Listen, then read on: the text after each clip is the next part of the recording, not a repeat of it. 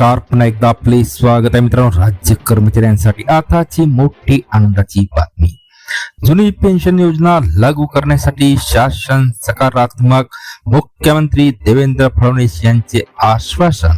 सोबतच येत्या अर्थसंकल्प अधिवेशनात यासाठी निधीची तरतूदही केली जाईल असे मोठे आश्वासन आपले मुख्यमंत्री फडणवीस यांनी केलेली आहे आणि त्याबद्दलची सविस्तर माहिती या व्हिडिओमध्ये आपण बघणार आहोत. तेव्हा मित्रांनो, हा व्हिडिओ आपण शेवटपर्यंत पाहावा आणि आपण अजूनपर्यंत चॅनलला सबस्क्राईब केलं नसेल तर चॅनलला सबस्क्राईब करा, व्हिडिओला लाईक करा आणि ही मोठी बातमी आपल्या सर्व मित्र व परिवाराला सुद्धा शेअर करायला विसरू नका.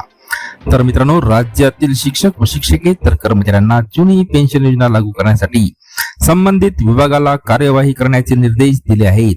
येत्या अर्थसंकल्पीय अधिवेशन मुख्यमंत्री देवेंद्र फडणवीस यांनी शिक्षक नेत्याच्या शिष्टमंडळाला दिलेले आहे. मंत्रालय मुंबई येथे शिक्षकांना जुनी पेन्शन योजना लागू करण्याच्या मागणी संदर्भात मुख्यमंत्री फडणवीस यांच्या उपस्थितीत मंत्रालयात बैठक झाली.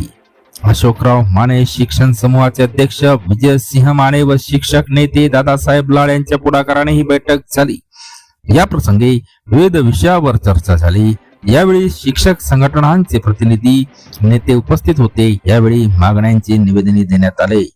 दरम्यान 1 महिन्यापूर्वी झालेल्या भेटीवेळी शिक्षकांच्या शिष्टमंडळासोबत बैठक घेऊन याबाबत सविस्तर चर्चा करू आणि मग निर्णय घेऊ असे आश्वासन त्यांनी माने यांना दिले होते.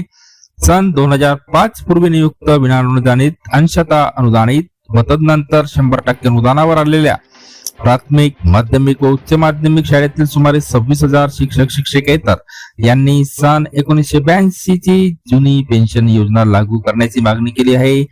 ही मागणी रास्त आहे. विभागात रुजू झालेल्या कर्मचाऱ्यांना जुनी पेन्शन योजनेचा लाभ शासन देत आहे. ते पाहता शिक्षक मात्र यापासून वंचित राहिले आहे. ही बाब निदर्शनास आणून दिली. पुन्हा भेटूया नवीन अपडेट्स पुढच्या व्हिडिओमध्ये. धन्यवाद.